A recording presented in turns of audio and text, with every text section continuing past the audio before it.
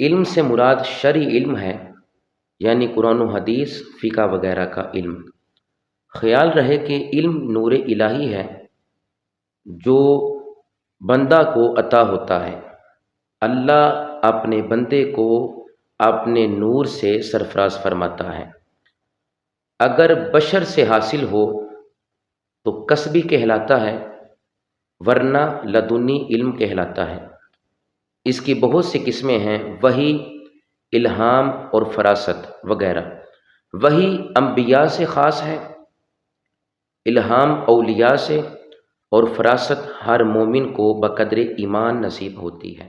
حضرت معاویہ روایت کرتے ہیں، نبی علیہ السلام نے ارشاد فرمایا، من یرید اللہ بہ خیرا یفقہہ فی الدین وانما انا قاسم واللہ یؤتی۔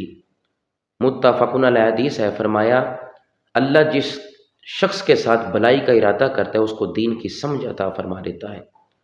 تو بھلائی اس چیز کا نام ہے کہ بندے کے پاس فقاہت آ جائے، علم آ جائے، اللہ اس کو نور سے سرفراز فرما دے۔ روایات میں آیا، نبی علیہ السلام نے ارشاد فرمایا، قیامت کے دن سب سے پہلے جس کا فیصلہ ہوگا وہ شہید ہے۔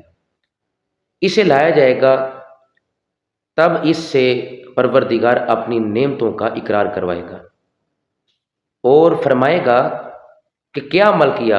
عرض کرے گا میں تیری راہ میں جہاد کرتا رہا۔ فرمائے گا تو جھوٹا ہے، تو نے تو لڑائی کی تھی اس لیے کہ لوگ مجھے بہادر کہیں۔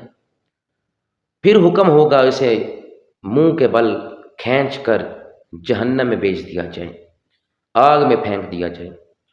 اور جس نے علم سیکھا ہوگا پھر اس کو لایا جائے گا، اللہ اپنی نعمتوں کا اقرار کروائے گا۔ پھر وہ عرض کرے گا باری تعالیٰ میں نے علم حاصل کیا۔ رب فرمائے گا تو نے شکریہ ادا کیا؟ عرض کرے گا باری تعالیٰ تیری رضا کے لیے علم سیکھا اور سکھایا، تیری راہ میں قرآن پڑھا۔ رب فرمائے گا تو جھوٹا ہے، تو نے تو علم اس لیے سیکھا نہ تجھے عالم کہا جائے، اسی لیے قرآن پڑھا تھا تجھے قاری کہا جائے۔ پھر حکم ہوگا کہ منہ کے بل اس کو کھینچ کر جہنم میں بیچ دیا۔ ایسے شخص کو لایا جائے گا کہ جس کو اللہ نے وسعت، پیسہ، دولت عطا فرمائی ہو، رزق کی فراوانی عطا فرمائی ہو۔ پھر اسے بھی بلایا جائے گا، نعمتوں کا اقرار کرے گا۔ رب فرمائے گا تو نے شکریہ ادا کیا؟ عرض کرے گا باری تعالیٰ جہاں بھی ضرورت پڑی میں نے خرچ کیا تیری راہ میں۔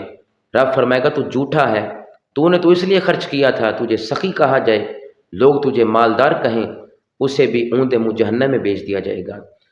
بات یہ ہے کہ کوئی بھی عمل کرنا ہے تو مقصد رضا الہی، نیت رضا الہی کی ہونی چاہیے۔